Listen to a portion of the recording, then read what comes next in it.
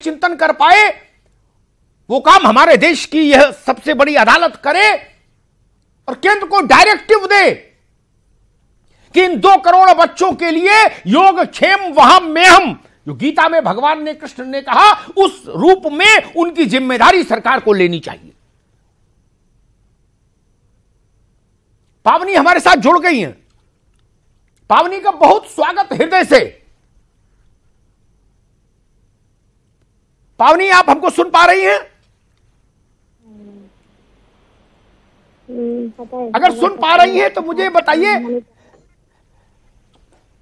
बताइए, आपको ये ख्याल कहां से आया कि इन बच्चों के लिए सुप्रीम कोर्ट में एक याचिका लाएं?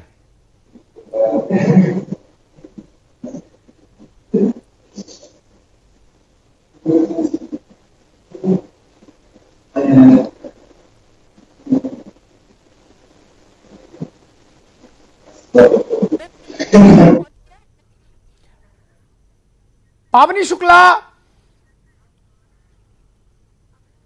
मैंने अपने फोन से की थी, ये मेरे पे किस वाला फोन था। चलिए, लग रहा कुछ पावनी आप सुन पा रही हैं हमको? हम सब जी, मैं पूछ रहा हूं ये ख्याल आपको कहां से आया?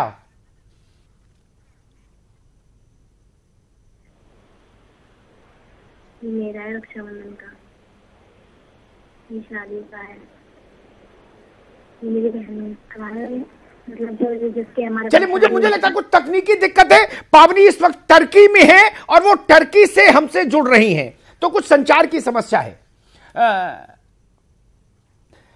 संगीता जी, आपने बच्चों के लिए बड़ा काम किया। ये इतना मानवीय मसला, आरक्षण की मारा मारी, हर तीसरा आदमी आरक्षण की मांग में सड़क पर है देश में, लेकिन इन बच्चों को जो आरक्षण के सबसे ज्यादा हकदार थे, उनके लिए शायद हिंदुस्तान में पहली बार आवाज उठी है। संगीता जी।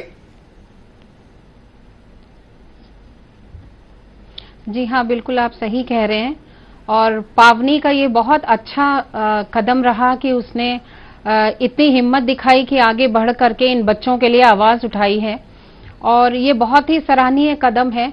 और मुझको लगता है कोई भी सरकार ऐसी नहीं होगी, कोई भी नेता ऐसा नहीं होगा जो इसका विरोध करेगा। और ऐसा लगता है कि पावनी शुक्ला को कहीं से ये एहसास हुआ है कि ये बच्चे जो हैं ये बहुत ही निग्लेक्टेड रहते हैं। 18 वर्ष के बाद हमारे यहाँ प्राविधान है आफ्टर केयर होम का, जिसमें 23 साल तक बच्चों को लाइवलीहुड के लिए चीजें, उनको ट्रेनिंग दी जानी चाहिए, जो कि बहुत ही कम है। जितनी संख्या में ये बच्चे हैं उसके हिसाब से ये बहुत ही कम आफ्टर केयर होम्स हैं। और इसके कारण ऐसा होता है कि 18 साल के बाद बच्चे को रखना किसी भी होम में बहुत कठिन हो जाता है। तो ये एक बहुत ही सराहनीय कदम है, और इससे ऐसा लगता है कि जो एक अपॉर्चुनिटी